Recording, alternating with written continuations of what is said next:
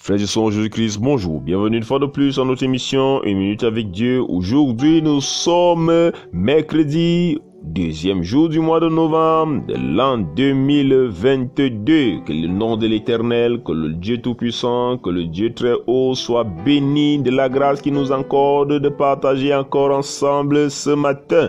Comme vous le savez, notre émission est divisée en deux parties, à savoir la première partie, celle de la prière, la deuxième partie, celle de l'enseignement. Et je voudrais encore préciser ce matin qu'il est important, très important, de suivre et de prier ensemble, mais il est encore plus important de suivre le partage du jour parce que c'est la parole qui apporte la semence nécessaire pour que nous soyons semblables, pour que nous soyons des sujets qui plaisent à Dieu. Et avant toute chose également, je voulais dire en cette journée, je voulais encourager tous ceux qui envoient des messages de soutien, tous ceux qui envoient des audios de témoignages, et je voudrais exhorter également ceux qui ont encore peur de témoigner, ceux qui ont honte de témoigner, ceux qui résistent à témoigner, qu'il faut témoigner. Il faut envoyer votre témoignage via le numéro le 696 44 12 73. Si depuis que tu suis cette émission, tu sens que ta relation avec Dieu s'est améliorée, il faut témoigner.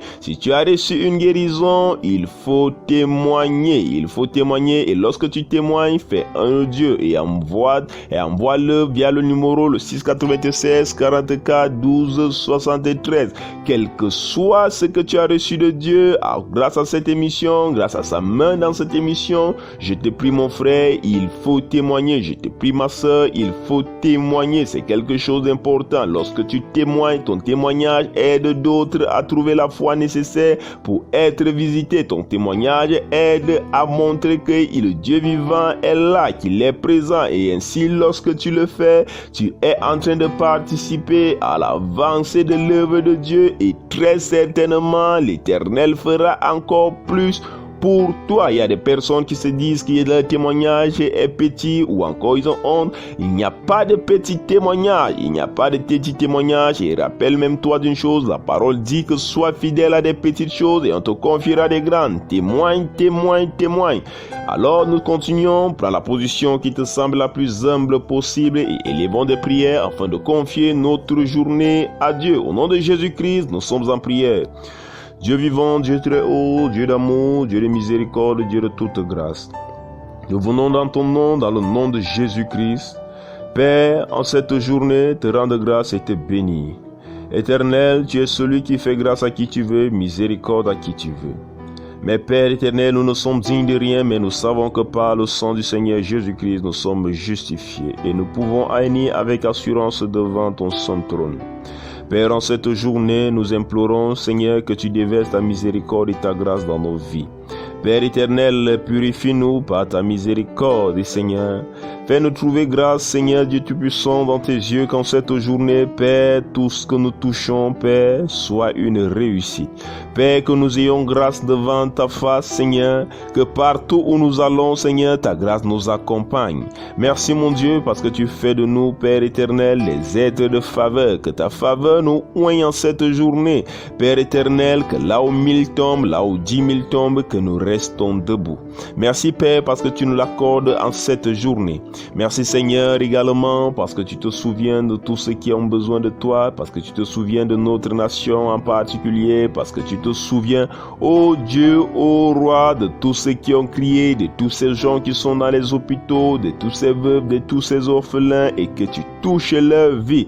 Père, sois béni, Père, sois magnifié, à toi soit tout honneur, à toi soit toute gloire, par Jésus, au nom de Jésus-Christ, nous avons prié. Amen. Nous sommes arrivés à la deuxième partie de notre émission. Il s'agit de celle de l'enseignement. Et comme vous le savez, nous sommes en train d'étudier le livre de Romains. Et je voudrais encore préciser qu'il est important de lire le chapitre tout entier lorsque tu es seul à la maison. Et c'est même important de lire en avance. Parce que lorsque nous sommes au chapitre 6, tu dois déjà avoir lu tout le chapitre 6. Et peut-être, et puis même le chapitre 7. Et les chapitres même qui sont en avance. Et cela est possible. De manière à ce que tu sois et que tu comprennes de quoi nous parlons. parlons. Parce que lorsque nous partageons au cours de cette émission, nous ne pouvons pas lire tous les versets. Nous ne pouvons pas lire tous les versets. Nous lisons les versets selon que nous inspire les livres, l'Esprit de Dieu. Alors aujourd'hui, nous sommes au niveau du chapitre 6. Et lorsque tu ouvres le chapitre 6, le verset 1 et 2 me sont déjà très intéressants. Il est écrit: que dirons-nous donc? Demeurions-nous dans le péché afin que la grâce abonde? Loin de là, nous qui sommes morts au péché, comment vivrons-nous encore dans le péché? Ce verset nous intéresse beaucoup parce qu'il y a des courants de pensée qui croient, qui disent que parce que nous sommes dans la grâce, nous pouvons vivre en toute liberté. Et parfois, il s'appuie sur le verset 14 où il est écrit: car le péché n'aura point de pouvoir sur vous, puisque vous êtes non sous la loi, mais sous la grâce. Ainsi, il s'appuie sur ce verset disant que le péché n'a plus de pouvoir sur nous. Mais regardons ce que le verset dit très clairement. Le verset 2 dit très clairement: loin de là, nous qui sommes morts au péché, comment vivrons-nous encore au péché? Ça signifie que lorsque tu as confessé le Christ, en réalité, tu es mort au péché. Cela signifie qu'en réalité, tu n'es plus à mesure. Lorsque tu es mort dans quelque chose, ça signifie que tu ne peux plus commettre ces choses. Ça signifie qu'il n'est même plus possible pour toi de pécher. Le péché pour toi devient quelque chose d'inaccessible. Tu deviens une autre personne, parce que lorsque tu vas ouvrir la Bible au verset 16, il va dire: ne savez-vous pas qu'en vous livrant à quelqu'un comme esclave, vous à lui obéir? Vous êtes esclave de celui à qui vous obéissez, soit du péché qui conduit à la mort, soit de l'obéissance qui conduit à la justice. Ainsi, lorsque tu te livres à Christ, tu deviens esclave de la justice. C'est d'ailleurs pour ça que lorsque vous ouvrez notre page, vous allez voir, il est écrit esclave du Christ. Notre page, c'est esclave du Christ. Notre page Facebook. Parce que nous sommes devenus des esclaves de la justice. Et lorsque tu es esclave, tu vis, même si cela n'est pas ta volonté, tu vis selon la volonté de ton maître.